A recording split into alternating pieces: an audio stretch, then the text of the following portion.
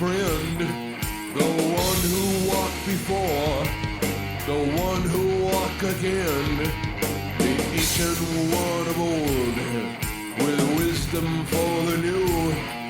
Revive our inner sight, retell your timeless truths. Oh, ancient one. I said, ancient one.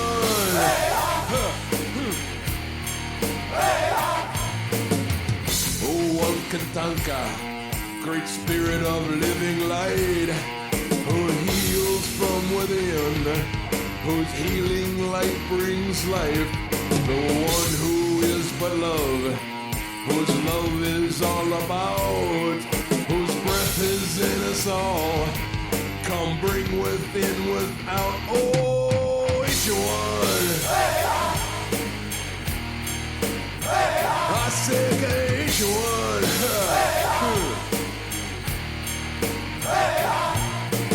Ancient one.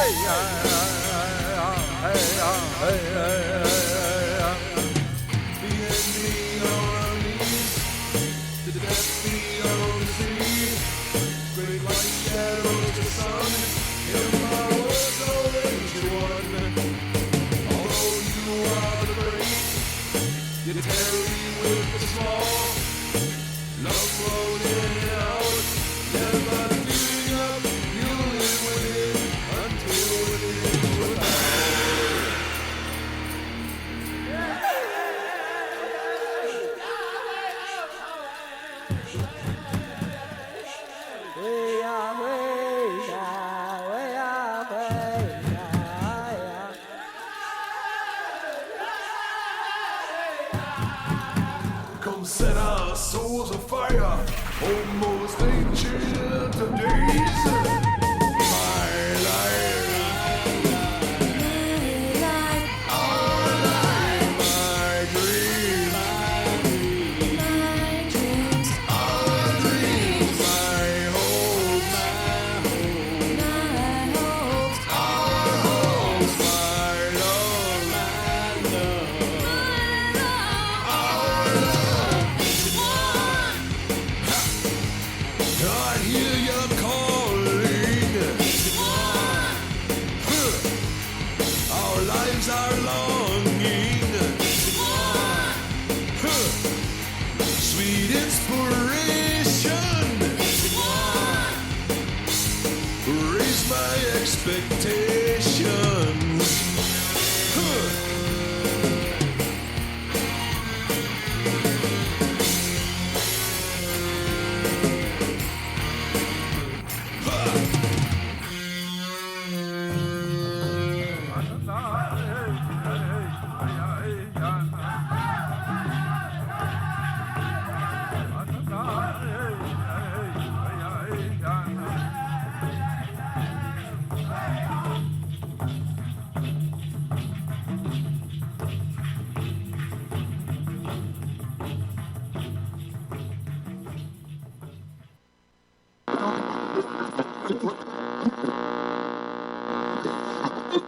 One thing I've learned, if you don't hold their feet to the fire, everybody gets burned.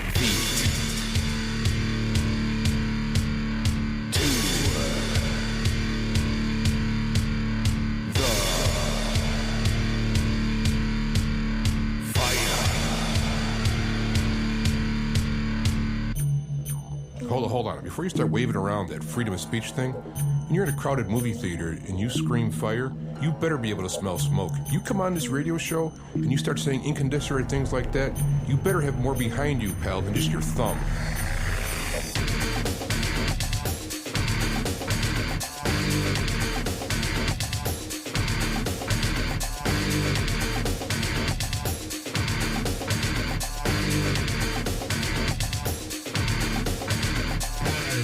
I've been listening to talk radio for years, and one thing I just can't stand is when the host has to, push his way on the people, beat the callers into his way of thinking, extending his ego, or when the callers call in and say something so outrageous and the host lets it go unchallenged.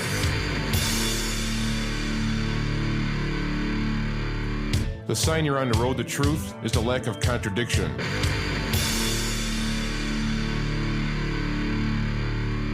You want to find truth, you just don't simply believe somebody because of their authority or their degree, or you listen to what they say, you test it against reality, and you hold their feet to the fire.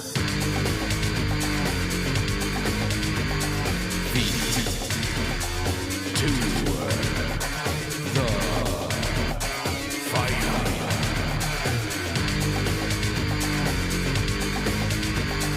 Feet to the fire.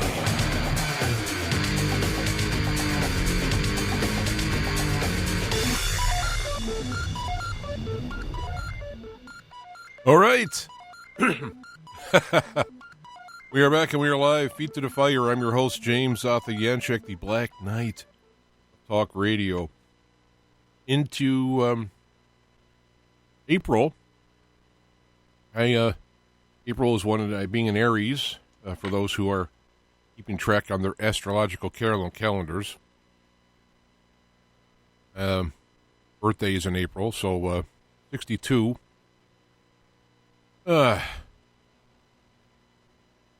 Anyway, I wanted to talk about a few things. Some of the news items I wanted to get into. The problem, let me turn this off here before. The problem is I don't want to go through the whole Trump-Russian collusion thing. There's many people doing that. I don't want to get involved with it. I mean, the bottom line is obviously glasses now, what do I do with them? I might put them down inside. That's going to be brutal.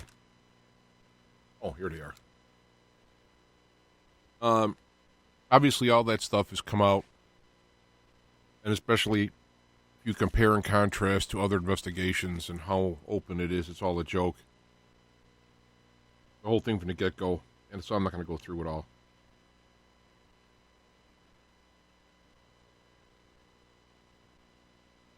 For those who have Facebook or some of the other things, I got a space on there now, and Minds and all that. I share various stuff along the way. We'll leave it at that. I just wanted to mention that critical thinking is very important now.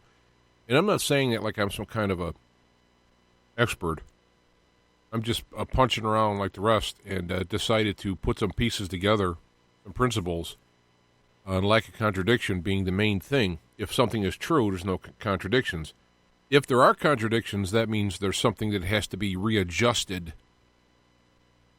Maybe there's a piece missing, so you can't make a conclusion. You can just come to this point and say, well, best we got up to this point.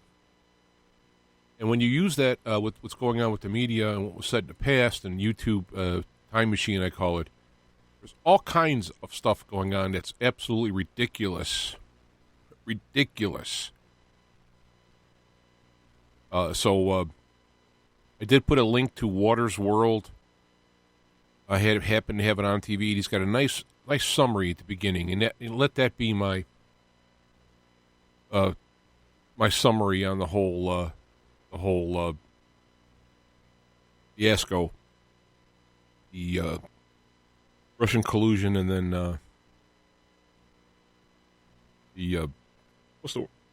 what's the word? Oh gosh, I'm a knucklehead. I want to say obtrusion, obstruction. There we go. Gosh. I don't know if it's old age or mental illness or both, but whenever I kind of see things, I was seeing obstruction and I couldn't say the word. So anyway, there it is. I'll put the link here, I guess, in after the show, and that'll pretty much take care of all of that. And just have to watch the ridiculousness. Let me go down to something I posted. We'll get to that in a minute here. Gosh, it's really, I use Facebook to post a lot of this stuff, and then I copy it over, and it's just simple to do. There's a lot of people who are hooked into the show, and they listen to this, and I just put the news up there to go through when I do the show. I can just zip down through it. The problem is whenever you scroll down, it doesn't work right. It skips too far ahead, and then you got to go back. Now I can't even find Oh, boy. Well, I'm going to do this from memory since I did write it. I'm not a Bible religion guy. I mean, meaning like I don't like to put religion and politics or that stuff together. It gets me nervous. Throughout time, many people have said that what did it get deleted?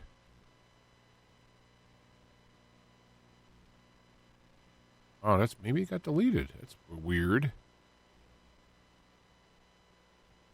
No, I'm too far away. April 14th. Just did this the other day. Now I'm interested on. Remember doing that?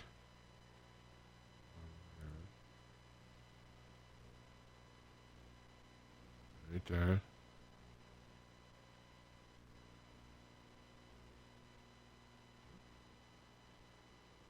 Yeah, I guess it's gone. That's very interesting. I wonder what I said in there that made it go away. Very, very interesting. I had people. Let me see if I. Oh, yeah, here we go. Oh, I see what I did. Actually, I'm on this board called Keep on Trumpin'. Apparently, that's where I posted it to. Okay. Well, anyway, I'm not one to mix religion and politics. I'm not saying God has sent Trump. Basically, I think God sets the table, so to speak, and we make the dinner. However, I do think we're in a time frame of redemption. That is, people can take a look at where they're at in their life right now and make a different change. They can decide to turn. They can turn on a dime. And those who are the deepest in doo-doo can actually be the biggest help at these times. And to quote a phrase in the Bible, cover many sins, or make up for, however you look at it. And I think we're in that time frame and where people are being called to make a choice.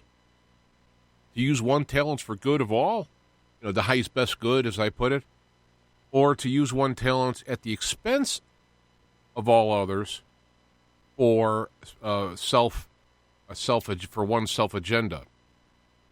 It seems to me, as a personal choice, Trump felt this tug to choose, and has used his talents for the higher good, his abilities, and limited as we all are. I mean, we all have these limits, and we have abilities, his quirks and flaws. It's interesting is that when God kind of gives like a wink, a twinkle in his eye, he could use those quirks and flaws actually to be effective assets. And that's where I think the tweeting and all this other stuff, which would be, I maybe don't like it, I don't like the phraseology, but it's just the right frequency, I guess, to get under the skin of the people who are looking to do harm to each other and raise themselves with their own agenda, and thus have them make mistakes or look foolish or stick out or whatever. Very interesting. While people are ideologically criticizing the president, judging him by unrealistic measures, and beating their breast in self-righteousness, and that goes on the left and the right, Trump is using his realistic real-world experience in fighting the deep state juggernaut while being accosted 24/7 by the majority of major media, pushing their own ideological agenda, justifying their lying and inciting violence to achieve their politically motivated goals, which, of course, in and of itself violates their own public trust. And he doing as much to deliver his campaign promises, which were based on what he thinks would help the country in many ways economically, as well, which would be the engine to drive people out of poverty and despair and so forth, build up personal pride and whatnot. And he's doing as best he can, amongst it, even being hamstrung by his own political party.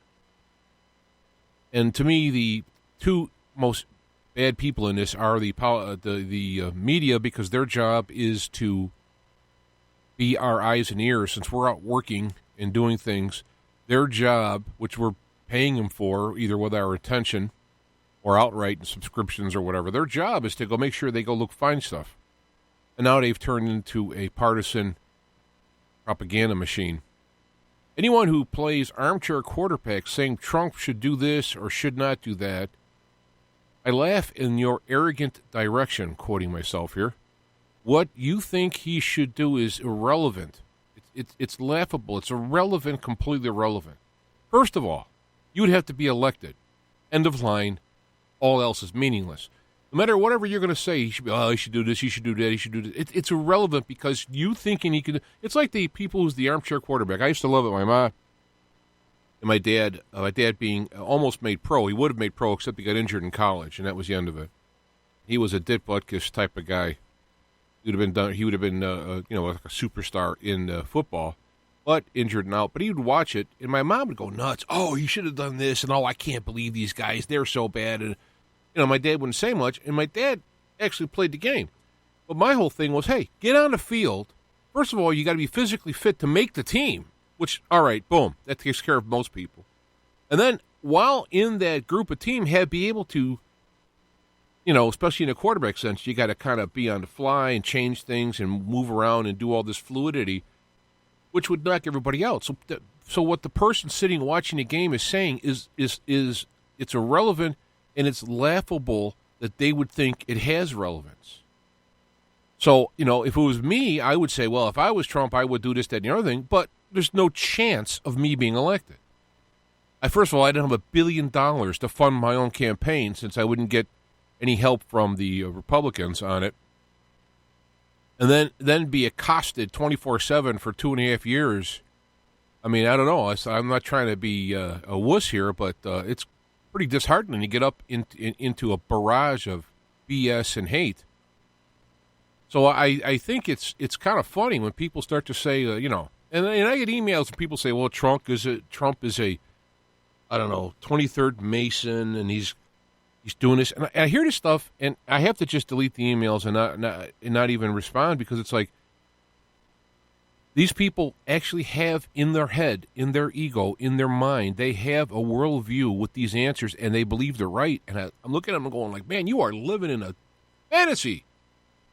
That's why I look at this whole Q thing. It's a big fantasy. It's a wishful thinking.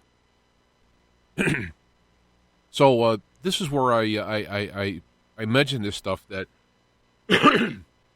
whatever you may say about Trump and his methodologies, one, he got elected. Two, he beat all of this stuff. They had $26 million and people checking his toilet paper to look for anything, and they didn't find anything. I mean, Trump has got to be the cleanest billionaire on this planet because they couldn't find nothing. Now they want to get his taxes to find out what he did for the taxes. Meanwhile, looking at their taxes, how many millions they've made being a public servant, say, hey, I don't want to see the tax of a guy who was a billionaire become a president. I want to see somebody who's become billionaire being president. And let's look into the whole Clinton Foundation with her being Secretary of State, et cetera, et cetera, et cetera. So I don't want to hear about it. I'm not going to go. I'm not a carrying Trump's water. Believe me, nobody doesn't need any water carried. He's doing the best he can, which is beyond 99.99. I mean, Ron Paul is my man. So let's say Ron Paul has every single perfect answer, which I think for the most part he did actually. He couldn't get elected. End of story. You got to be pragmatic. You got to get somebody who can get elected and get as close to some type of ideal, using the Constitution perhaps as the ideal goal. Toss in a little moral ethics from the Bible. I think that would be a good thing, and I think in Trump is just what the doctor ordered. He's Trumpzilla fighting these monsters in the swamp. And what do you want him to do? Sit down with canapes with the little fingers up in the air and be all, come on. The guy's like a street fighter.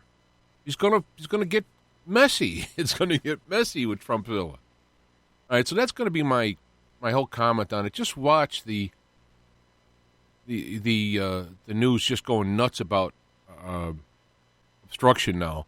So you got Trump, who gave every document they wanted, let them talk to his own lawyers testifying.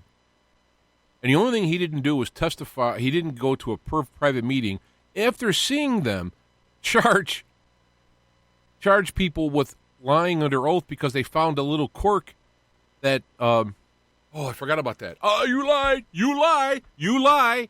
Now tell us something about Trump, true or false, so we can use it against him or you're going to prison. Would you walk into that mess? Anyway, it's done. It's over. I do not want to hear about it. People coming in and saying stuff to me about, I don't know what. I see this stuff that Trump's this. He's building his brand. His brand lost hundreds of millions of dollars. Hotels are closing. People won't stay at his hotels because of this baloney. So anyway, I talked even longer than I wanted to about that. Let me go back to my list here. I had a couple things else on here. By the way, the cover picture for this episode, if you want to call it a Feet to the Fire, is my 2 copies of the Bible that I had the longest, the King James, and the New Testament is the New American Standard. And I've got all written in notes and whatnot. I've really, really done a lot of work in the Bible. So when I start talking about it, it's not flippant. I'm not listening to some, as Jan Irving has a guest, whatever, that I was just listening to, as he put it, satanic commentators on the Bible. Why don't you read it yourself? And I have to laugh because, of course, I've listened to the Bible since the 90s. So many times I wore the tapes out, and then I got the CD and listened to it. And I've studied it, looking at the Greek and Hebrew aspects of it, not commentary. I don't follow it through a denominational line, blah, blah, blah. So that's why I'm not putting out there a boast like, hey, listen to me, I know what I'm talking about. No, here is someone who's critically thought something very serious. And to me, when someone does that kind of work, you listen to them. And you're going to find things you don't agree with, and things you do, but you'll be enriched by it. I mean, I've read and listened to many people who I disagree with theologically in many areas, even the various lines from the various churches. They have their good points, and I think they're off. It doesn't mean to throw out the baby with the bathwater. Anyway, so let me get through with the news, and I'll get into that. I finished my Lenten fast. Thank God for insight and wisdom, and I've had just a wonderful, worshipful time during it. And I put up the buckwheat oat pancake mix that I got from Ron Dolman. It's fantastic. It is excellent on your stomach, great coming off a fast, and it's very wholesome, very healthy, easy to make. I added a little bit more flour, a tad more flour to make it a little bit more thicker because it's pretty watery, but that's fine. You can roll, like he says, you can roll it up. You can put fruit in the middle of it or something like that. You can make it like a crepe almost, a little thick crepe. I added a little more flour to it. Others might not like that, so I was great today, and so there you go. And somebody posted this. I'm trying to think. Forgive me, I forgot the name who posted it. I ended up moving it to my page. I started commenting and researching on it. I figured, hey, I'll put it over here. But Hitachi developed the world's smallest RFID chip, and it's like a 0.15 millimeter each side. And when I'm thinking like, well, yeah, it's 1.5 millimeters square. And my first impression was, how is it powered? And I went and read through it, and it's powered by the signal itself. So the incoming signal from let's call it the receiver. Of course, when it comes to microwaves, the receiver could be both. The one side could be very strong, the other side very weak, and it still works. It's kind of interesting how that works out. You don't have to have a strong broadcast. You can have a very weak broadcast, but you have a strong listener, let's say, on the other side. What happens is the signal comes in, which powers the chip. Let's say it'll kick it on, make it active, and it will then broadcast very weakly. That's why the signal has to be very strong to pick it up, or close, or both. It will broadcast whatever it's designed to do. Now, it could be temperature, it could be a signal to be used with GPS coordinates to try to figure out where the person is, or whatever. It could be used for many different things. Mainly, I think it could be used for ID, so that, and let me give you an example. If you were to buy peanut butter, they can put one of these things in the label, which would be no problem, which would have an ID of it, what it is.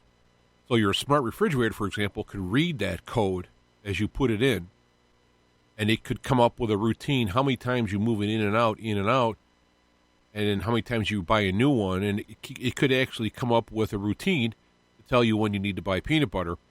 Also, it could share that information with Amazon or whoever, and then you would get coupons in the mail from, say, Jif, if you have Skippy, trying to get you to buy their stuff. Now, I don't think there's no problem with that. That, to me, is not a problem with that. That's one of the more useful aspects of this type of thing. You could have it for your animals. You put it in a collar, or I don't like the idea about injecting them. I'll get to that in a minute.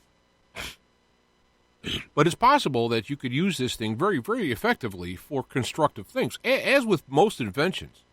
Alexa and all this stuff are great ideas. We've watched it in sci-fi movies from the 60s onward. Open the pod bay doors, hell, etc.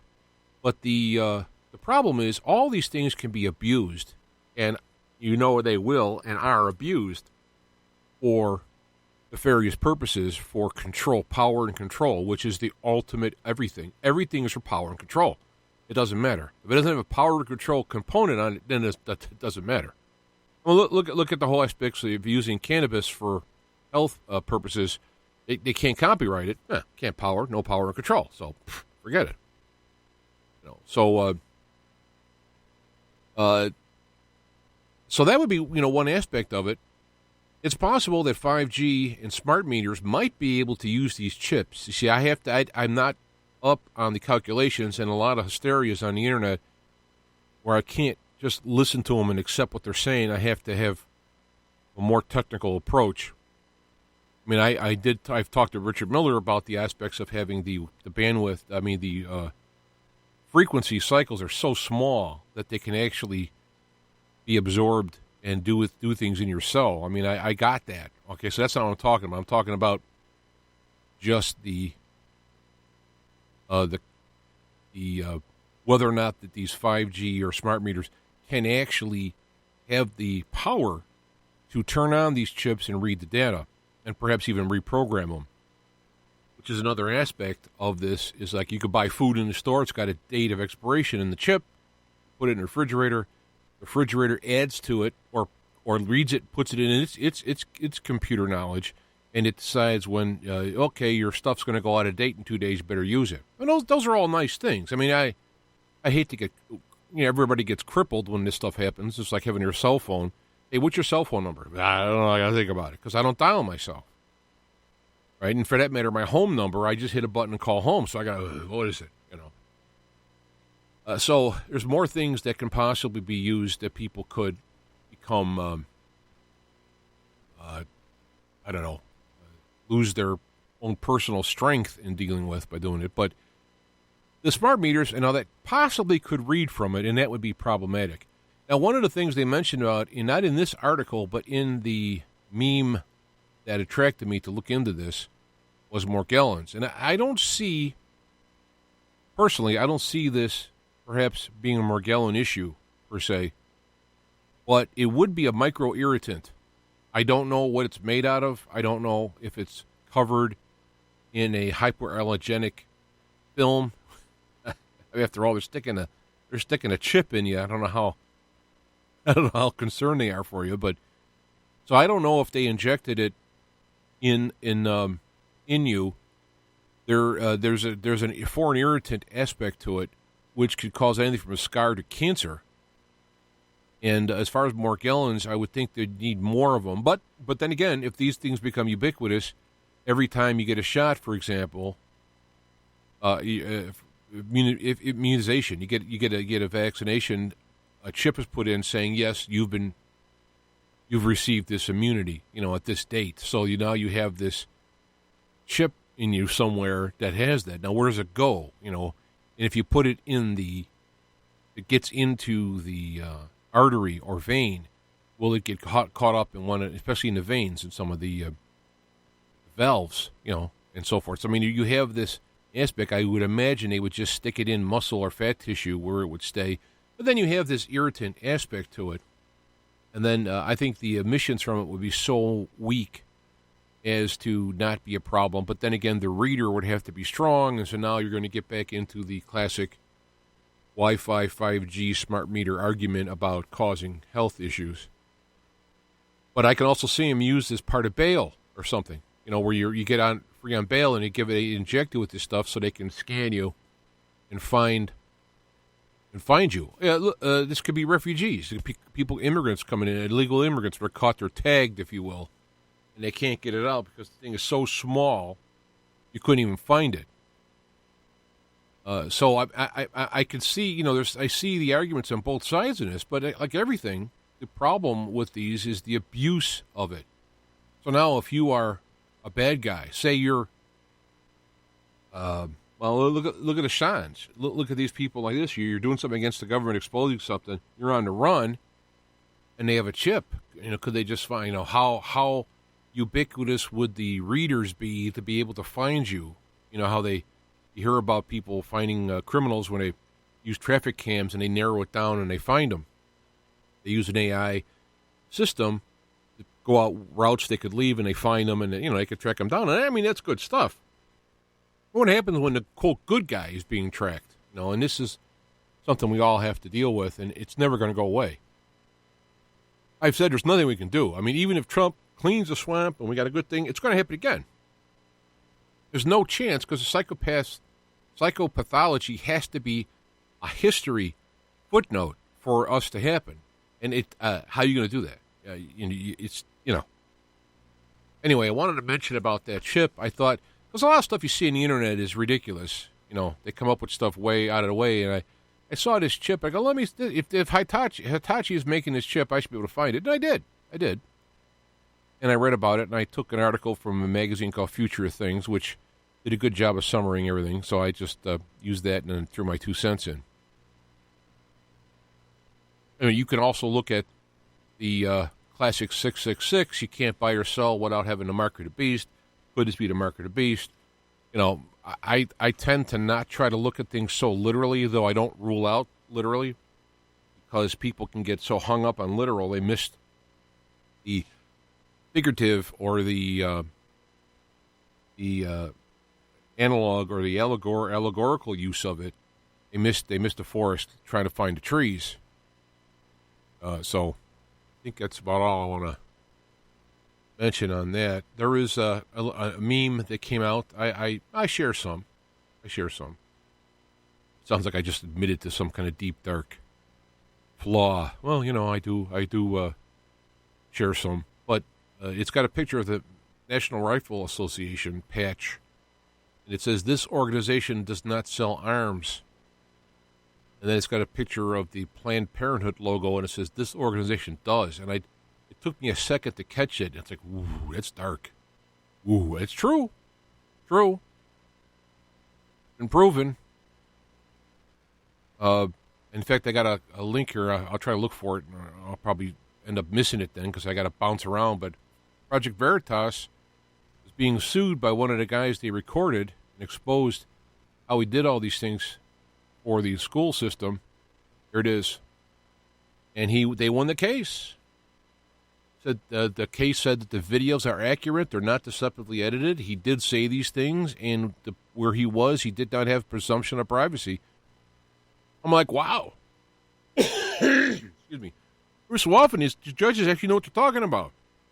Some of the stuff is so obviously simple, but if you try to fit it into your idolatry, I guess it's Freudian slip, ideological bent, that's where the gymnastics come in to get it to fit. Whereas if you just, truth is truth, and the law says this and this and that, and here's the deal. So Veritas did win. They're I every so often I get like a line, like a one-liner comes to me, and so I write it down. And this one I posted was, "The devil is a great teacher of what God isn't by being an inversion of what God is." And I can't tell you, on my quest to learn if there was a God and, what is God, I learned what God is. I realized that one of the teachers in my life has been bad examples. I mean, A lot of people have had worse, But my point is that if you look at a bad example and you can see, like, this is not right, this is wrong, now look at what they're doing and kind of invert what they're doing, and you can see the proper aspect will come up on the other side. So you could learn what to do properly by observing somebody who's doing something improperly. And I think the devil is the ultimate anti-example of God. So you can actually learn from the devil by simply inverting the principles. And if you look into Satanism, I mean real Satanism, some of that stuff where they eat children and all that stuff, that's it might be Satanism, but it's also mental knucklehead, just mental retardation or insanity or whatever. But the real Satanism, I think, is going to be the self-aggrandizing, where it's going to be all about you and nobody else. Narcissism in its extreme, or psychopathy, would be real Satanism. Whereas God, on the other hand, is you can't give God anything. God doesn't require anything. God is the one giving everything. Everything from creation, minor detail there. And so you could see the difference. Satan cannot make anything or give anything. He perverts something that already exists to what he wants. So you could see that inversion thing in process. Just a minute about the Notre Dame. Well, there are some, again, I'm sure you people are listening to this. If I was just on radio or something, I'd have to go into more detail. But most of you people already this is old news now. But they have video of guys walking around apparently in some type of Muslim guard, though of course it could be false flag. But walking around while the fire was going on, up in the air, up in the upper levels on the outside. Plus, I saw an interview which I posted on French TV with French engineers saying, no, absolutely could not be electrical short. In fact, he was involved in, of course, it's being translated. I'm reading the translator. He was involved in upgrading the electricity, so the electricity in there was actually upgraded. It's not like from the 12th century or whatever. So the ideas of it being an accident are looking mighty thin.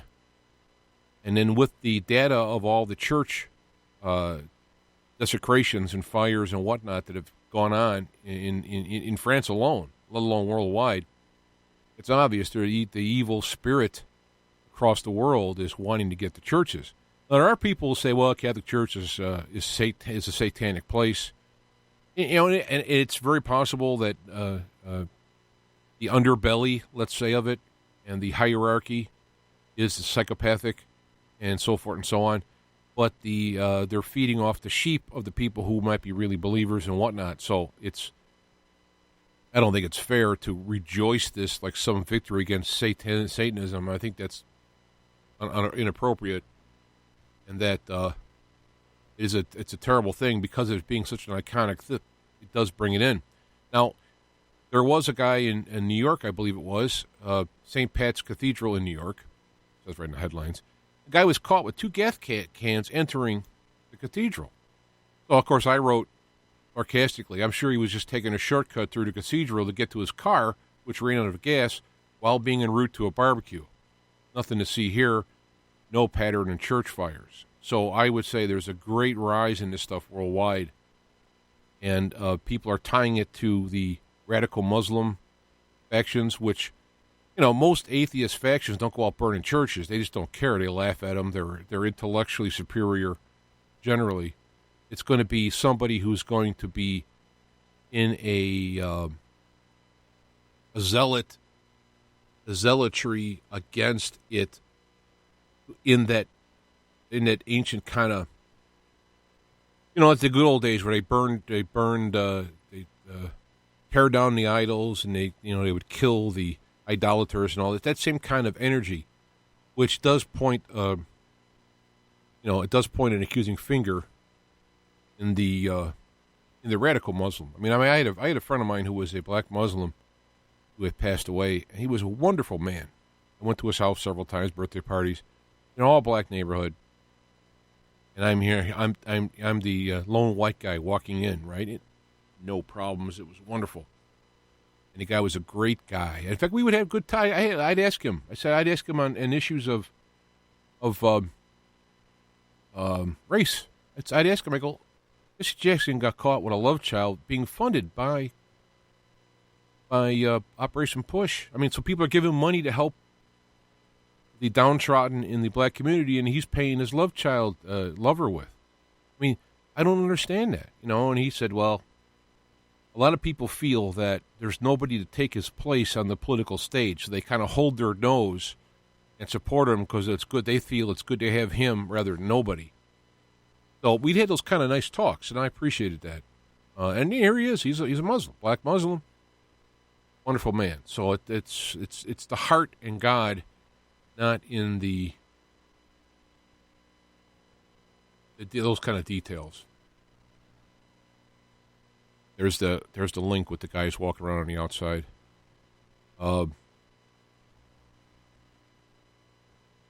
Here we go. I'm going to let this all pass. Trump, CBS encouraged assassination of the president through tweets and stuff. I'm going to let that go. Some of this stuff's kind of old now. It's April 15th, 14th. Now, I want to mention something briefly about Assange. Is that Assange is being charged, interestingly enough, he's not being charged with Podesta emails or the DNC hack or the Vault 7, none of that stuff, which was the huge stuff, right? That was the whole thing with the WikiLeaks and the election and all this stuff. The whole brings up the whole thing of Pizzagate, all that stuff came out of those emails, right? What he's being charged in has to do with the Bradley/Chelsea Manning release of classified information. And they're claiming that he was part of the obtaining it, encouraged it, which I don't think encouraging it is wrong, but in the case of treason or whatever.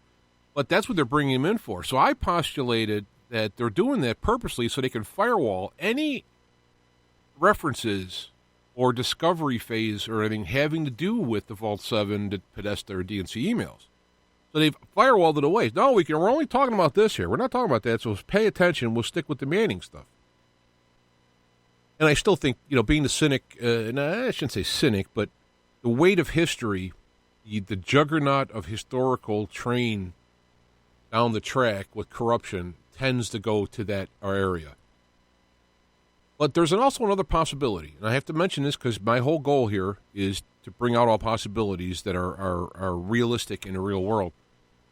They may have made the narrow charges so that what they could do is bargain with him in a public sense with the Democrats, and Podesta's and all this breathing down their throat. They could bargain with him to give testimony about DNC emails, about Podesta emails, in exchange for leniency in the Manning charges. Now I found that clever. I can't take credit for that. I read it somewhere, and I put that into the bozo computer, and I went, that one to me is a reasonable guess. People are saying he's going to come in and testify, but they're not giving the mechanism how they're doing it. Oh, he's going to come testify. Well, he's being charged purposely with Manning stuff, not with the other stuff. That's important.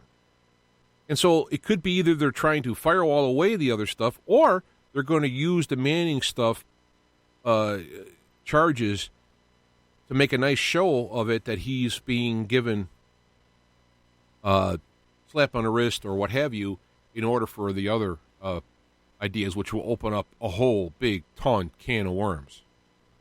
So that I thought was very interesting, and that's what I'll accept that. Not that people, oh great, you'll accept it. I'm so happy. I was so worried he wouldn't.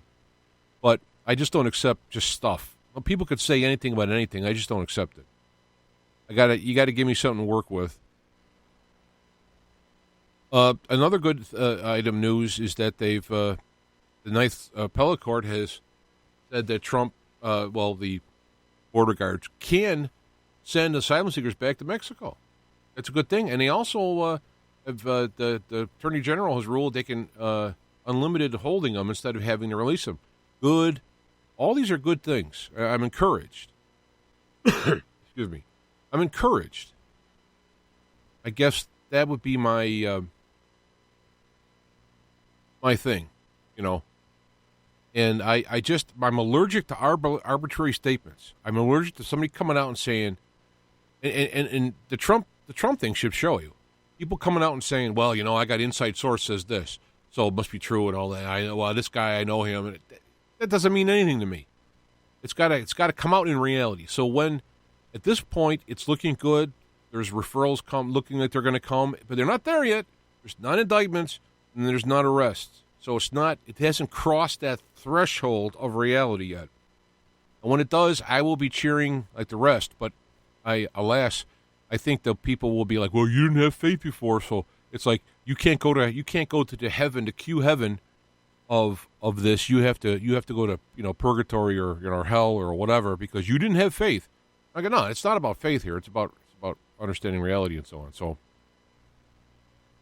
right, I'm trying to look.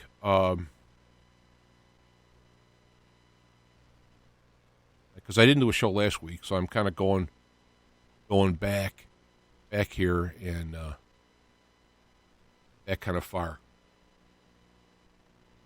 It's been a very, let me get into the next part here. It's been a very, very, very sacred time for me. I arbitrarily picked Lent fast, and I'll tell you the story of how it happened. I'm in a Baptist church, Fundamental Baptist Church, and they were basically fundamental Baptists.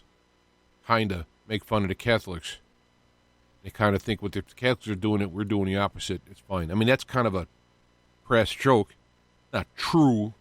A truism, I guess. But they were complaining about fasting for Lent and how ridiculous it was. We go to church on Wednesdays every week, all year round. We don't do it at the end.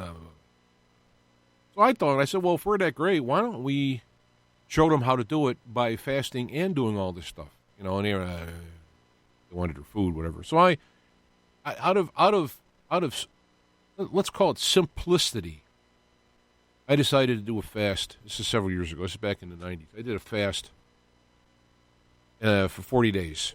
And in fact, I didn't realize it, but it's actually more than 40 days because the Catholic Lent service isn't actually fasting on certain days. It's like, you know, there's certain days you fast and you don't, and, you know, when you add them up, it's longer than 40 days, but it doesn't matter. I just went with it.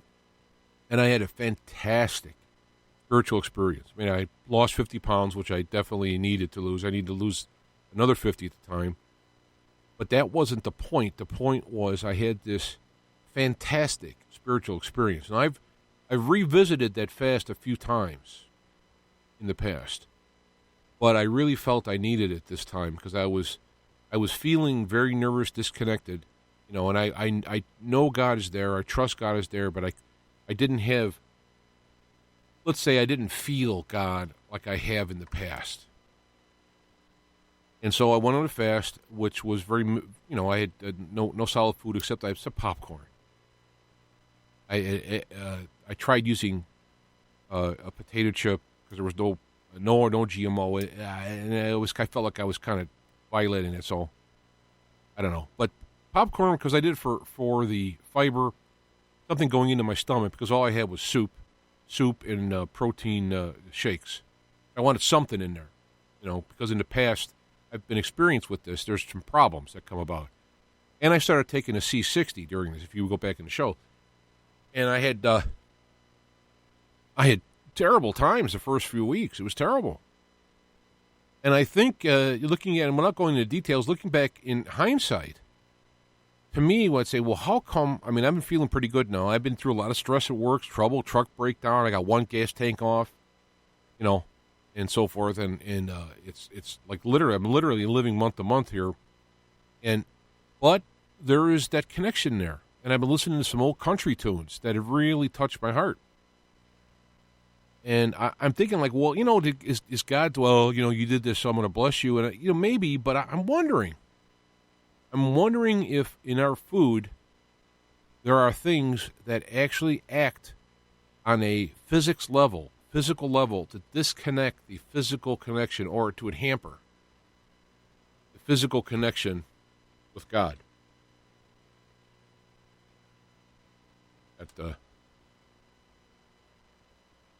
Anita's rambles in there. Give me the thumbs up.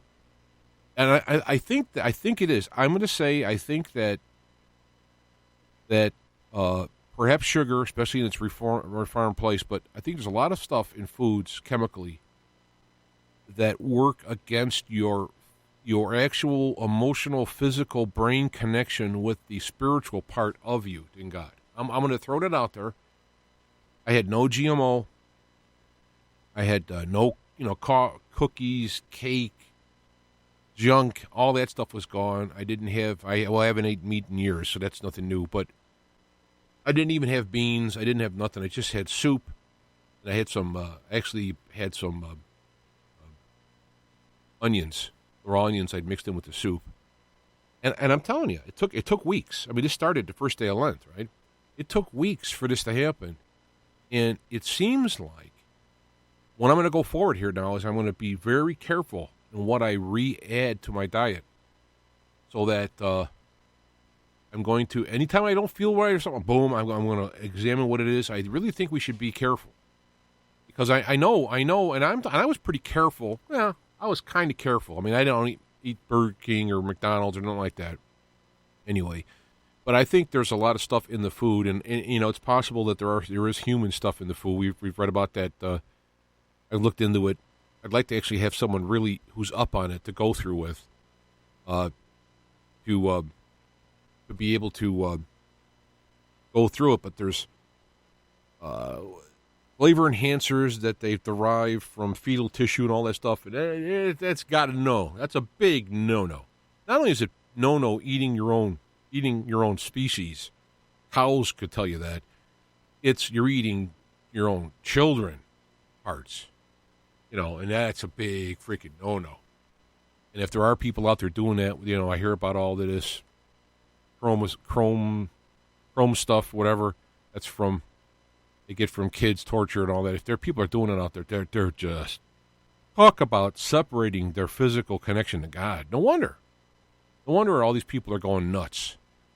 They've been doing all this stuff, getting in negative behavior, like, promiscuity, if you do have sex with children and the like, all that stuff breaks that connection with God. And I think there's a physical component and a spiritual component of that, which is very important. And I think I've really seen this. So I'm going to be very careful on this. I want to mention about Bible. Now, it's a tough topic because the reason why I haven't gone out and I've been hemming and hawing about going out and like correcting biblical stuff and blah blah blah blah blah, because a lot of the errors are irrelevant. I'm going to say my perceived errors are irrelevant because when you look at God blessing various people of various religious depths or denominations, or people who are just good old-fashioned believers but don't go to church, and like Old Man Walton. I mean, I know it's a fiction, but these people have God in them and blessed, but they don't follow the routines. They don't have the rituals. Perhaps they don't follow certain doctrines. There are some people who don't even believe Jesus was like a prophet, right? And when you get into the actual salvation aspects of it, there's very specific rules for salvation. If you're not in, you're out. I mean, it's it. And Catholics have a little difference when they have the purgatory. And I want to stay clear from all that because there's no benefit for me to go in and fall in on a side. And if anybody's been listening to me for a long time, you know that generally when I step into a duality, I end up making enemies out of both sides. Because there's a principle I learned a long time ago when I was doing this. I started this in the late 90s on my searches, is that in a dualistic argument, both are wrong. Both are wrong.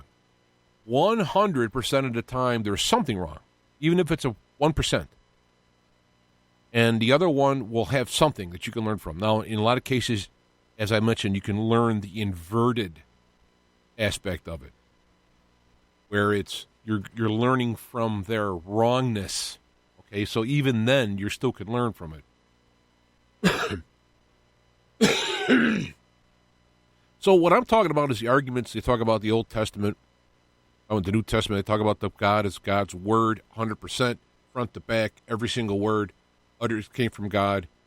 Others say God inspired it, and so forth. There are problems and contradictions in the various versions, the various texts, and so some people cite, well, this is the right text. This is the Textus Receptus. This one is the official one that God has preserved throughout time.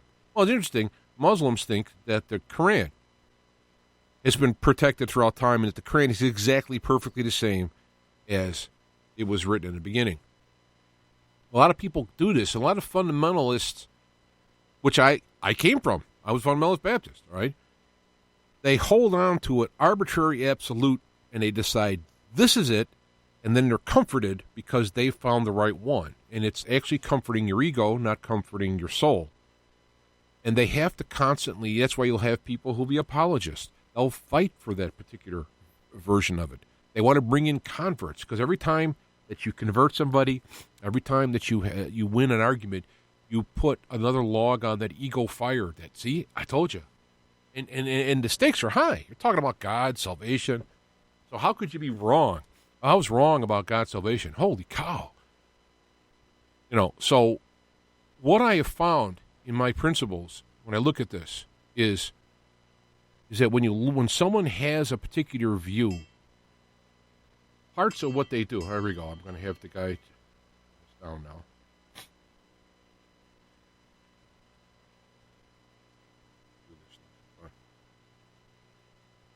If I do this.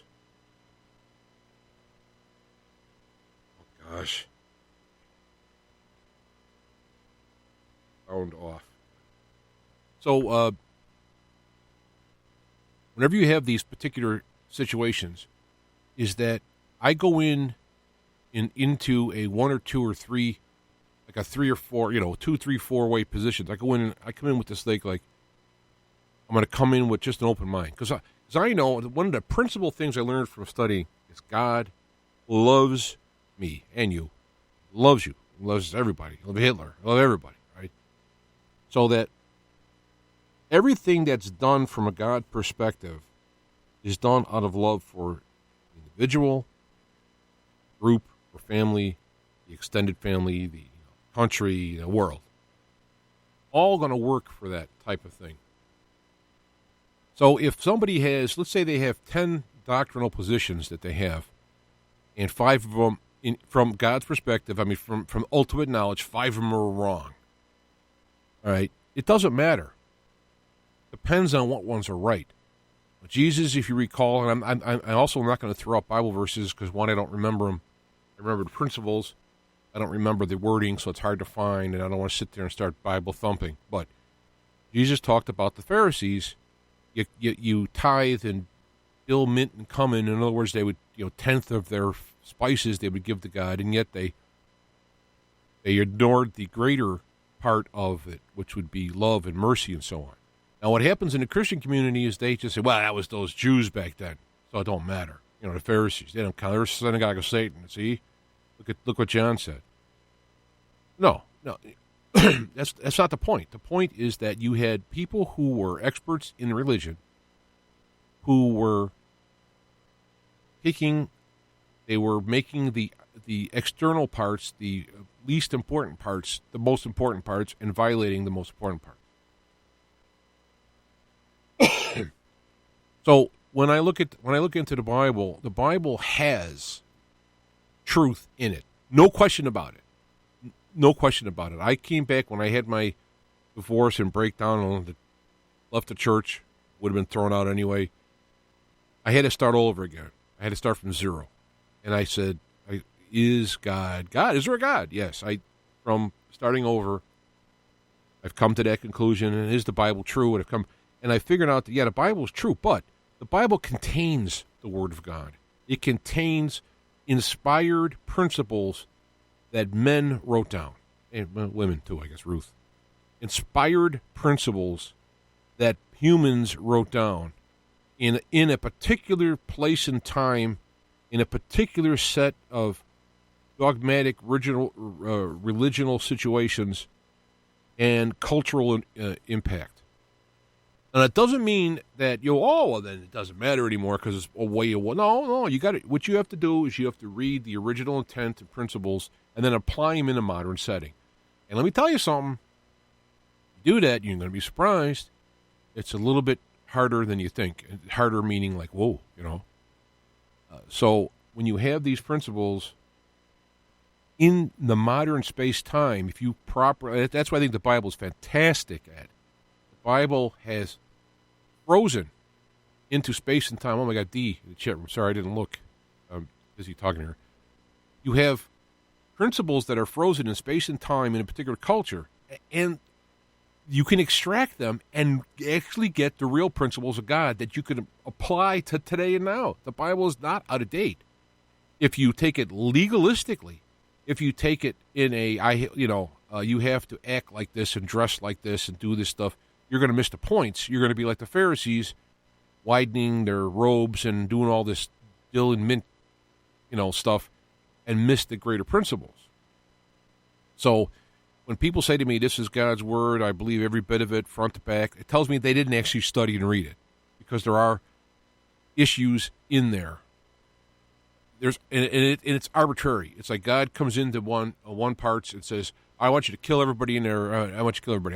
I want the animals. I want the children. I want all of them killed, so that they will no longer be in the earth. That's pretty hard stuff. Now, I'm not going to argue with God if God said it literally that way for that point.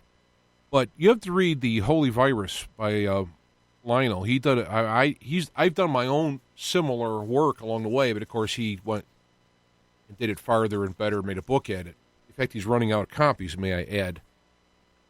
So I do have access. We do have the PDFs, but to show that there are parts of the Bible that have been stained by men. Let's put it that way. The great news is that way more than critical mass is still absolutely wonderful. And this is where you have the relationship with God to go through it, and you can get your own kind of you have to weigh between the ego part of you looking to be justified and the soul part of you looking for truth. Right? This is our job as humans. We got to do this.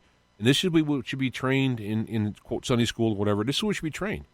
You have to learn the ego parts, and that's tradition, that's family. We've always been Democrats or Republicans, or we've been United Church of Christ or Lutheran or Baptist or whatever. You got to get away from all of that and have your own personal understanding of what the principles are in the Bible and how it applies to your life, and then follow them. So what am I saying? The Bible is pretty dang important. What's also important is for you to take out the wheat from the chaff. I mean, Jesus is fantastic. This is why I would say to somebody, if they want to know, just read Jesus' words. Now, just study them. I meditate on them. Understand what they mean. Look up the words. Look up the Greek behind it. Find out what the principles are. Look at the examples. He's talking about goats and sheep. Find out what that meant back in the time. And you read his stuff, and it's fantastic. And Jesus came to earth. Well, let me just say that in this particular context, what I'm talking about, one of his jobs were to set things right, which were all the prophets did. Whenever God sent a prophet, what's he doing? He's going and telling people, hey, you guys doing good? God just sent me to check in and give you a thumbs up. No, he come in here and kick butt. Come in and go, you guys are goofing up, I love the Jonah story because he's like, no, I'm not going to go there. I'm going to go all the way across there, go through all these hardships, and they're just going to forgive him anyway. So, I don't want to involve it. I have to laugh at that. What a great kind of realistic kind of a comedy of truth. And what happens? He goes there. God's like, no, you're going to listen to me. And the whole thing with the fish, it's irrelevant if it's little or not. It's irrelevant. All right. The point is that the extreme measures he went to avoid them, and God used very comic extreme measures to get him going. And he goes there, and they do just, and he goes, see, I told you. They sackcloth and answers, and Harry went and did nothing. It's hysterical stuff, right? It's good stuff. And Jesus, I think I use Jesus as the fulcrum between what's the real stuff that's important and then let the other stuff, it doesn't matter, right? Was the earth created in 7 days? All this stuff. Was there two men? Do we have the Elohim created? I don't care about it. I mean, it may have an effect on us today because there may be pre-Adamic people underground. I don't know. I don't care, because my point is I have to learn the principles of God, bring them into my life, make myself incorporate them as natural parts of me. Take the stuff out that's unnatural, God, put that stuff in. Practice it, keep it going, so when I leave this planet, it's as easy as transformation as I can, and it's all by the grace of God, and it's all by the teachings of Jesus. When Jesus died for you, one of the aspects people forget is that he lived his life for you. He could have been, with his powers, he could have been king. I mean, forget Satan saying he can make him the king. He could have been like, hey, he knew people's thoughts. He can make things move around. I mean, he could have simply took over the earth, and he could have done it under the principle like, well, I'm going to hammer down here, and things are going to be right. Righteousness will be forced, and we will make people do what we're supposed to do, and God will be praised and all that. Well, that's not what God wants, though. And Jesus knew this, and he followed along. I love the man Jesus. The man Jesus gets kind of looked over for the Christ aspects because he had to go along with this stuff. When I look at my life, I go like, wow, I'm definitely not Jesus. The man Jesus material. I'm trying. I'm doing what I can. And I think I'm doing okay. I mean, I think God is not going to, I think God is, there are positive aspects in here, but this is the stuff. The Bible teaches you principles that if you are reading it with the intent of finding truth, with love in your heart, to know God. The most important thing is to know God. Gnosko. Have an experiential knowledge of God. That's the goal. God bridges the gap between God and man. That bridge is put there by man. You have the redemption, the reuniting. You build that relationship. You take that step. It's like me with the fast. I took the step to do it. God honors that, and I have grown in my relationship with God. Not to tarnish this with politics, but Trump started out by doing this, and he's like the greatest right to life president in history. He's doing things that are very good for God, and the man has, covered a lot of his past sins, I would imagine, being a billionaire. So this is the whole thing on this. Is the Bible's great, and what I would recommend people do is to read Jesus' words, because in my opinion, the narrative was created by man to set Jesus up in a particular format, but the words Jesus said are from Jesus. So if you agree with the narrative, fine. If you don't agree with it, that's fine too. What did Jesus say about living and loving in life and good and evil and the devil and righteousness? What did he say? You figure out how that translates into a modern world, and you do it. And at first, like anything, it's like picking up a trombone. It's going to be awkward, right? It's not going to be natural. Keep doing it. You keep putting the effort into it. God adds more blessing. You get more aligned with God. Then you get more understanding. The stuff comes with God because you get aligned with it. Now you're in a better sight. You get more. And of course, the devil, who, whatever the devil may be, it's another thing. What's devil? What's Satan? Is it? Why did they say Beelzebub? Why did they say the devil? Why did they say Satan? I don't care. All right, so whatever that is, that group is trying to get you to not do this. If nothing else, as a nye, because you didn't choose their way. And they know that if you walk this walk with God and you do these principles and you follow them and you don't do things that are wrong, even if they're little. You make that hard decision and pass on this other thing, which could builds and builds and builds, and you get to a point when you become harder and harder to corrupt. And it's all from Jesus' teachings. I'm telling you. You got the New Testament and you got the red letter. Yeah. I got a comment here. It was also the structure of religion that is man. Christ's words were all about relationship, not structure. Yeah, Jesus wanted you to have a relationship with the Father. He didn't say, go pray. The church was made by Paul. Jesus was calling out, ecclesia, the calling out. He was calling out people from the world entanglement to be following the principles he was teaching. He, in other words, went through the Bible of the time and the, what would be called, the dogma of their church, quote unquote. And he pulled out the things that were right, were missing, were corrupted, were neglected, and that's what he taught. I tell you when I got these on tape, a CD now, and I was able to rip them. I got the Gospels and James are the 3, 4, 5 things I really like. James was, I think, the only disciple who actually got it right. And I listen to these things. When Jesus talks, holy cow, it's just great stuff. When people heard him, they said, wow, this guy speaks with authority. It didn't mean, in the way I interpret that, is it didn't mean he had an authority because God, boom, made authority. He made him in charge. So when he talked, your ears bent toward him. And no.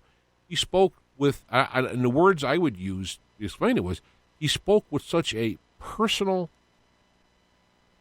usable understandability of it and applying it. He knew what he was talking about. And that's where I think the term authority came in there, is that what he said made so much sense. And for people who had love in their heart and were trying to find God, when this stuff came out, it was just pouring salve on a wound. It was like, oh my God, this is great stuff. I mean, I got to go through the church of the day, and I got to go through all this other crap just to get a morsel here and there. And there's Jesus pouring it out like it was, And so, of course, they were attracted to that. And, not to mention the actual physics of the physical being there. I mean, the human being has a spiritual emanation. A spirit is in the physical animal, let's say, the human. And that whole physics of that, the New Age calls it auras and all this stuff. And, a lot of this stuff's got a point, except the point is not aimed at God and understanding God. The point is making oneself God, an ego God. And that's why all that stuff fails, because whatever good stuff they may have uncovered is corrupted by the ego application of it. So, I mean, you can go through there and you can go, and I've done this where I've gone through these things and I've picked out some interesting stuff that can be applied. It's just that the amount of work needed and what you gain out of it is not that big a deal. However, when you actually look at what Jesus says, and you can find it in the Bible. So to me, what's the Bible? What good is the Bible? It preserves Jesus' teachings. People have argued, and I've listened to a guy named, I can't think of his name now, of course, because, I'm an idiot. But, it'll come to me when I'm not paying attention, not thinking about it. He's a Bible scholar who was a fundamentalist, went to find out and learned about the technical criticism, and he ended up becoming an agnostic. And he goes through and does a very good job of doing textual criticism on the Bible. I mean, the guy's not wrong, okay? Where he goes wrong is he can't prove scientifically that Jesus actually said those words, because there's not like an autograph that's signed by Jesus or something, And so, and I understand that. I agree with him. You can't prove in a scientific sense. You can prove certain things. Like, for example, Paul's letters were the first things published. The Gospels were published later on, 60, 70 A.D. And that fits. That's where I get my personal view of it, is that the narratives were created for a contemporary religious purpose, but what they did was they brought Jesus' words with. Now, people say, yeah, well, the church in Nicaea, they edited the Bible and knocked out stuff. Yeah, well, a lot of stuff they knocked out was knockoutable. All right, it was corrupted text. It wasn't held by wide, Gospel of Mary and these things weren't widely held. And then because they were tossed out, they became obscure. They were destroyed. Any copies they had were hidden, and when they were copied very unprofessionally. So now what you have left, you can't even, again, looking through textual criticism, you can't trace it back to the original. I talk about Gnosticism. The Gnostic texts don't go back far enough to their corrupted form. So what's good about things like this is you can look at these Gospels and they go back into the first century. There's proof of it based on scientific interpretation of certain words they use, certain way they wrote, the ink they used, the paper they used, all good stuff, right? But it doesn't take you back to a guy sitting listening to Jesus, writing it all down, and there it is, right? But that's good because that last step is a step of faith and understanding. When you hear Jesus' words that have been carried down through time, where some of the outer stuff in the Bible may have been left out, corrupted, edited, nobody edited Jesus' words, or for the most part at least, because, one, I think they were scared, because a lot of these people still believed as if they wanted to kind of make it for their way. Another group probably didn't edit them because they didn't know what it meant. To me, it was like, God, they just put it in there, right? They didn't understand the references and the principles. So, excuse me. So it ends up where the stuff got to us, perhaps from ignorance as opposed to holiness, and a lot of it holiness too. They relished it.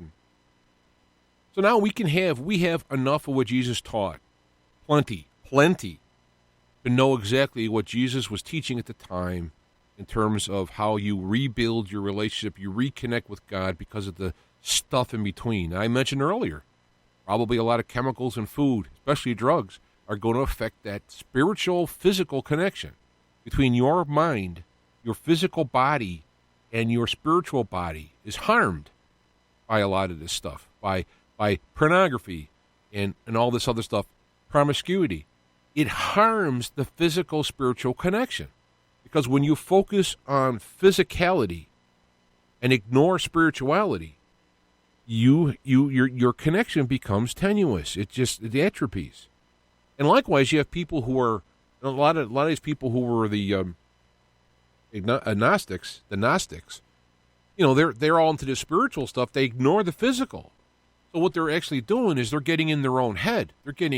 Instead of getting physical, they're getting emotional and intellectual, and they're still not getting spiritual.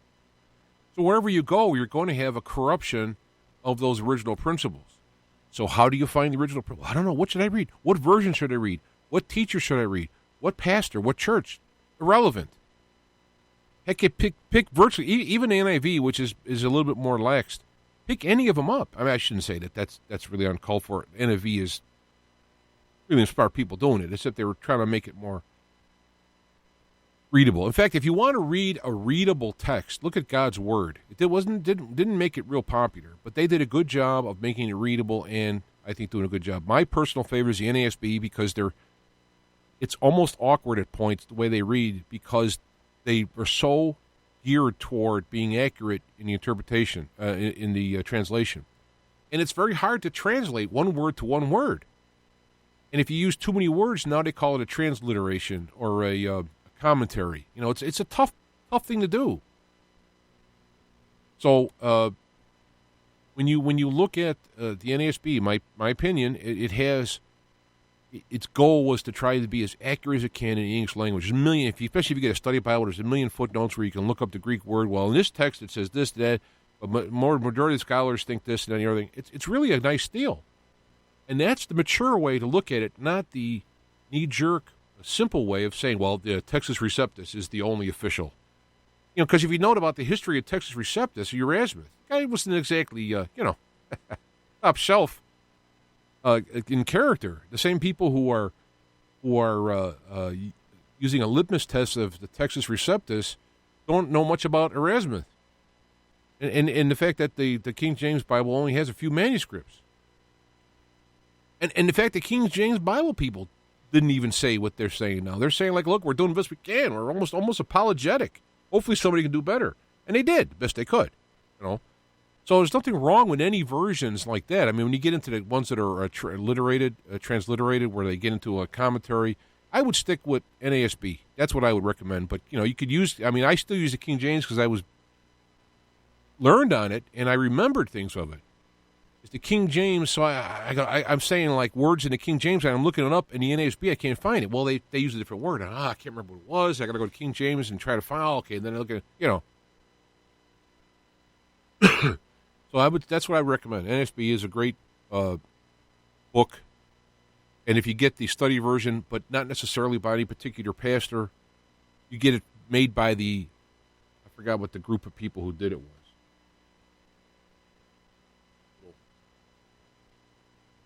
I got the little book here. It was Moody Press. I forgot who the group of people were who did it. Of course, now I can't read it. Oh, Lockman Foundation. Those are the guys who did the research on it and so on. So that's what I recommend. So when it talks about the Bible is so important.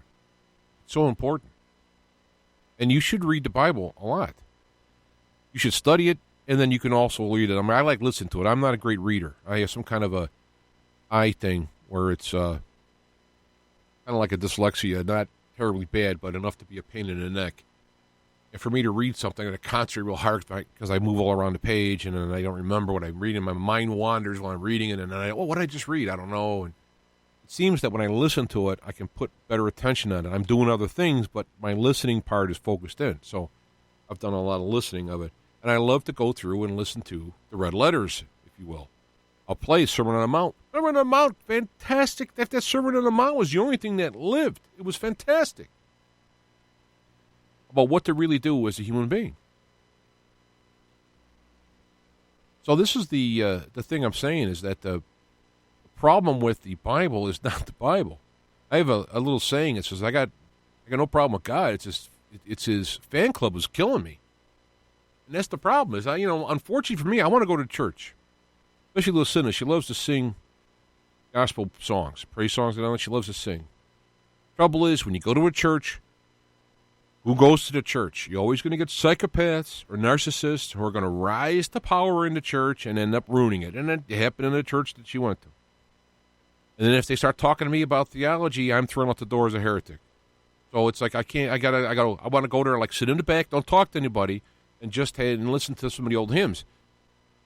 So what I've done is I was able to find some old. Lucinda's been helping me. She's a country folk person, and I haven't really paid that much attention other than some like Johnny Cash and stuff. So I'm finding out some of these old country tunes, and they're pretty good stuff. Buck Owens, Hank Williams, a lot of these guys. And they got one out there. I can't think of his name now because I could see his face. Guys, that aggravates me. Alan Jackson. He did a whole double CD on old hymns. And I come from that. My biggest study part was in a Baptist church, Fundamental Baptist Church, GRBC, General Regular Baptist Church. And so, General Association of Regular Baptist Churches. So, I have this background, and I love these songs. And now I'm singing them, and I'm getting all teary and stuff because I have this connection with God, and I love it. I love it. I got problems at work. My gas tank had to be taken off. The truck died. They're trying to make me tow it, which would have cost another $500, and I told them to come out and fix it, and they did, and they found, and I was actually right. What was wrong with it? I had this inner thing with my mind and how thinking, along with probably a little nudge from the Holy Spirit, and it worked out. Then I got to let it go and come and just let that stuff go, because I'm going to die someday anyway, and then all that stuff won't matter. What will matter is when I do die, I will have a energetically aimed relationship with God through Jesus, where I can step out of this old shoe and step into the light of God. And that is priceless to be in that position. I'm not saying I'm Mr. Holy. I'm not saying I don't have things that I'm ashamed of. But I let it all go to God. And talk about grace. Grace is the whole thing. Because it doesn't matter what you do, you can't do it all. And an example of grace would be the highest, most holiest, smartest person builds a bridge to God, and he is 20 feet short. Does it matter if it's 20 feet short or 20 miles short? But grace comes whether it's 20 feet or 20 miles. And I just love it. I love it. I'm in a great, loving position here with God, and it's just wonderful. And that's what I was saying. If you want to read this stuff, and if you're afraid, you're like, oh, man, I'm a sinner. I've done stuff. God, we pissed at me. I don't want to think about it. I don't want to think about it. I don't want to think about it. No, that's the devil's bullshit.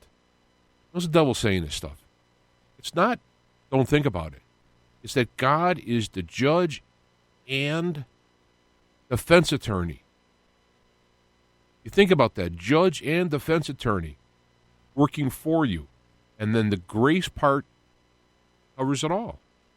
And accept the grace of God through Jesus. You accept it and you're thankful for it. You're not guilty about it. And let's get over that part and move on. All right? That's just like the introductions. We don't have to keep going back to the introductions anymore. We can go into the actual diving in the pool of God's grace and glory. You dive into that pool. God wants an intimate, everything relationship with you. And it's not that God is so holy he can't come down to this part. God knows there's only one narrow road, let's say, compared to the world, to do it right. And he will guide you in that. And if it's a, you got the yes-no deal where you ask a question and it's like yes or no and you got 20 questions, I think it's called. A lot of it has to do with that, with us. Kind of like 20 questions. We ask God, is this it? And if you have that kind of desire to get information and you're open to it, you're not afraid of what God's going to say. You're not afraid that God's going to be pissed with me. Well, if there's something that God's going to change it, then move on. It's over at that point. You don't have to go back and keep beating yourself up in the head of. And don't worry about whatever somebody else does something wrong. That's their deal. Let them worry about it. You worry about it. If you're going to get yourself all full of hate and because of somebody did you wrong, you're hurting your own relationship with God. And they're actually getting more hate in there by doing this. So you let it go. Let them go. They got to deal with God. That's their deal, their thing. God's working with them. God loves them as much as me. He's working with them. I got to be responsible to work with me. And if you have a family, you're responsible for your youngins and the people in your house, and you work with them to learn God. I mean, I've screwed up my life many times, and I look back on some of those things, and I look at the goodness that God did through it. It was amazing to me. That's why I find it very hard to be any kind of ego, because it's just the humbleness comes out like a waterfall when you realize the grace, how much is on the grace side, but God doesn't matter. It's like somebody who loans you a lot of money. It's like, well, I loaned you a lot of money, so you must give me homage. No, God's not like that at all. God can give you the 90% and you do the 10. God's just happy there's 100. Doesn't matter about his part. God has unlimited resources. He's unlimited time. God is eternal. If it takes another 20 million years to get you right, it's okay. But getting right is the right thing. So, of course, if you cooperate, it can be a lot faster. And I don't get into what happens after you die. You know what? My focus is getting this right here. And I'll worry about there when I get there. Right now, it's here. Right now, I got to keep telling myself to keep walking in a path that works with God. And it's not some kind of pseudo-holy thing. I don't walk around with, holiness and doing this. I don't knock on doors. I don't try to get people to do this. I don't do anything like that.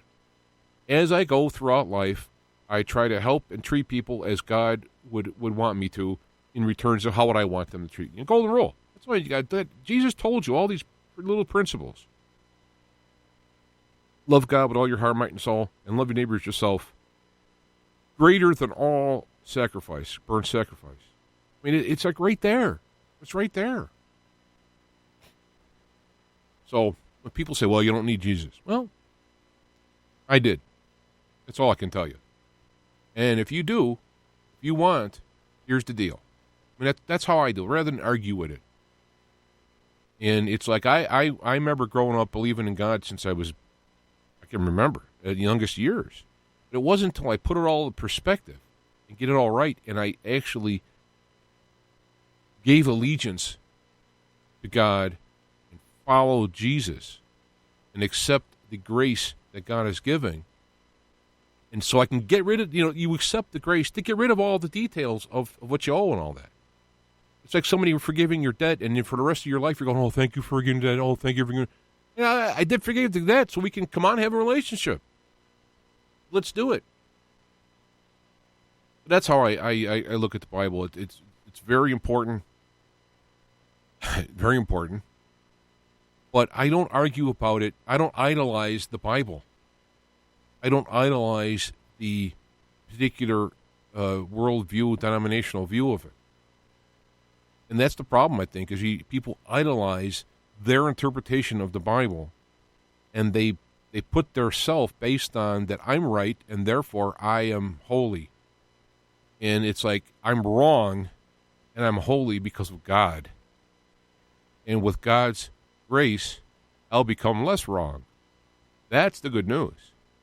And God's not the one counting on right and wrong. He wants it done right for your best interest. God wants you to make the same choices he would do if he was in your shoes. Not because he wants to have some kind of clone, because God knows it's the only way in this light of eternity to get it right. Because if you're off 1/1000th of a degree, you wait long enough and you're going to be miles off. So we got to constantly course correct ourselves. And that's where Jesus comes in. That's why when someone says to me, what do you think about the Bible? Red letters. Now that could get me in trouble. I would get me in trouble in Baptist church and all the other churches. I don't care. I'm talking to you guys. You guys might have turned off already and said, I don't want to hear this. Well, that's fine too. I'm not doing this for a living. I'm not doing this for numbers. I'm not doing this for people to go like, oh, that was great. It's always nice to have people enjoy what you do, but I got to do what I got to do. And I've walked away from many a person, and they've walked away from me because of disagreements. So, anyway, for those who are listening in the opening of the show, I did find the song, the ancient one, the latest mix that I did, but I have to locate the one that Zeph Daniels did. I got it here somewhere. Of course, I wouldn't lose it, but I thought about it too late to go on airtime, so I'll play it again. I'll play it again. I can't play music. I'd like to. I'd love to play some of the songs I've come across that are real touching to me, but there's, copyright stuff and blah, blah, blah, blah, blah. It's unfortunate, but it kind of, and that's, of course, the devil's involved in all that. I got nothing wrong with people getting paid for what they do in their songs. There's no problem, but the people are hardly getting paid. It's the guys corporations who bought up the songs that are the ones getting paid. Anyway, I want to thank the people in the chat room that come out there, and it is there. And Charlie D, thanks for coming out and talking in the chat room over at Spreaker. When I'm done with this, the magic people over behind Spreaker will then convert it into a YouTube and upload it. It also gets converted and uploaded. Well, I shouldn't say converted. It gets absorbed, I guess, into BitChute. I looked over there today, and I've got a bunch of people listen through there. So hi out to the people in BitChute. I'm not doing video because it's not necessary. When I do have something necessary video-wise, I will do video. Otherwise, it's just easier on me, and I don't really have the need for someone to see my face talking head. Same as it ever was, but that's why I do that. And I'm also on Facebook, James Arthur Jancic with a dot. I think it's james.a.jancic. That's my personal page, and then Feet to the Fire, of course, radio. Also on, there's a new one I'll call MeWe. Supposed to try and compete with Facebook, freedom of speech and all that. I'm the James Arthur Jancic, one word there. Minds.com. It's another it's kind of like a Facebook, but more. I mean, I actually like it better than any of them, but That is James Arthur Jancic as well. There we have Gab, which is F2F, would be the thing there. And Twitter, which is J.A. Jancic, J-N-C-I-K. But you know all of this if you read the text underneath this file. It has all that information to it. FeetToTheFireRadio.com is the main website. I just moved it over out of I had to cancel my main server. It was costing too much money, and I have to make ways to conserve in these days. And so I had to cut the server that I've had for years. I'm using your basic server stuff that you would get really, really inexpensive. My brother being the person who suggested it, that one.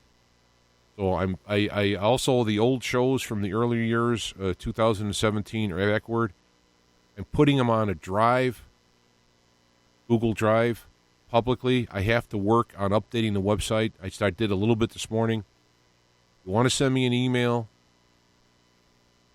F2F at FeetToTheFireRadio.com or James at FeetToTheFireRadio.com. All that, that stuff will get to me. I will send you the link that gives you access to everything I've done from day one up until, I guess, it's mid-2017. Maybe it's all of 2017. It might be all of 2017 because I started doing video then, and so I didn't have it in the same location. It's an open download thing, and you can download all the shows and listen to them. The old website, which is feet2fire.com, has like descriptions of the shows and all that. It just doesn't have a link to the show because I have to go through and update it all.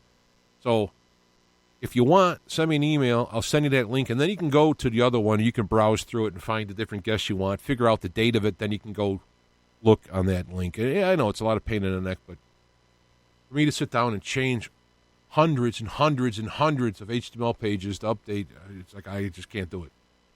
I'm working on ways to kind of compromise to make it easier for you and me at the same time. So, alrighty, thank you all, and I'm going to end with I did a custom ending now, so I don't have to worry about copyright.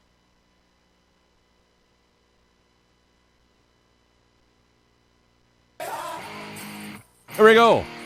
Reach for the skies within. God is within, the inside looking out. So help him get out. We are God's. We are God with skin on. And don't take that too, arrogantly. He's working through us, which is amazing and a blessing. We'll see you again next week.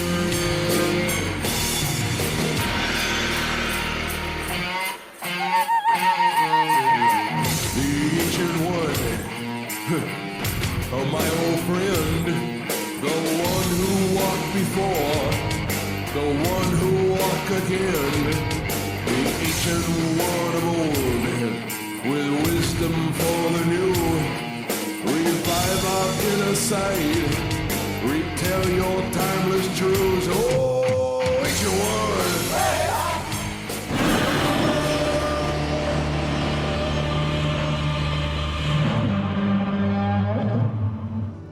Feet to Fire is a production of IPS Media Works on the OnSync Radio network of stations.